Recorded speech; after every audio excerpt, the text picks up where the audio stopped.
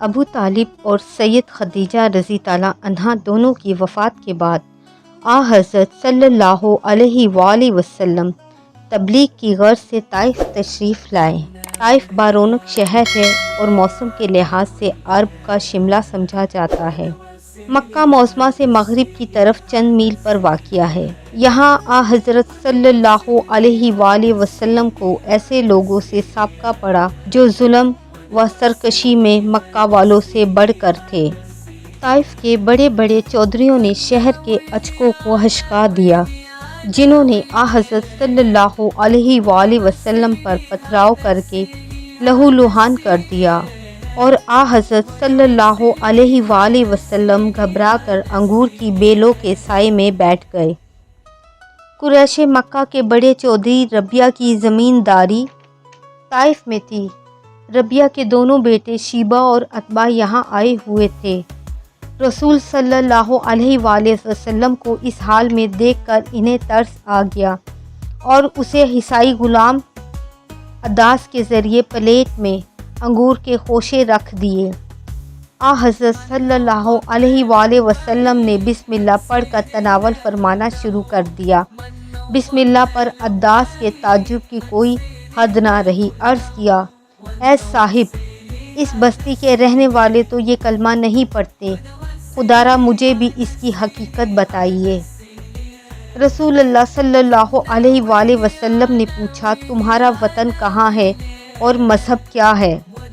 عداس نے کہا، میرا وطن نینوا ہے اور مذہباً نصرانی ہوں۔ رسول اللہ صلی اللہ علیہ وآلہ وسلم نے پوچھا، وہی نینوا جہاں ایک مرد صالح یونس بن متی پیدا ہوا؟ یونس بن متی بھی اللہ کے رسول تھے۔ عداس نے کہا، یونس بن متی کو آپ کیسے جانتے ہیں؟ رسول اللہ صلی اللہ علیہ وآلہ وسلم نے فرمایا، یونس نبی میرے بھائی تھے، میں بھی نبی ہوں۔ رسول اللہ صلی اللہ علیہ وآلہ وسلم کی زبان سے یہ کلمہ ابھی پوری طرح ادا نہ ہوا تھا کہ عداس نے سر سے پاؤں تک رسول اللہ صلی اللہ علیہ وآلہ وسلم کے روئے کو بوسہ دیا۔ شیبہ یہ منظر دیکھ رہا تھا، اس سے رہا نہ گیا۔ غلام واپس لوٹا تو کہا، اے بد نصیب، تو اس شخص سے کس غضب کی عقیدت کا اظہار کر رہا تھا؟ عداس نے کہا، اس وقت دنیا جہاں میں یہ شخص سب سے بہتر ہے، اس نے مجھے ایسی باتیں بتائی جنہیں دوسرا جان بھی نہیں سکتا تھا۔ شیبہ نے کہا، ارے تیرا دین اس کے دین سے بدرے جہاں بہتر ہے، اس کے دین میں نہ چلے جانا۔ اور ایسا ہی ہوا، عداس رضی اللہ عنہ مسلمان ہو گئے۔ جب شیبہ اور عتبہ جنگ بدر کے لیے نکلے تو عداس رضی تعالیٰ عنہ مکہ سے باہر سینۃ البضاع نام کے ٹیلے پر بیٹھے ہوئے تھے۔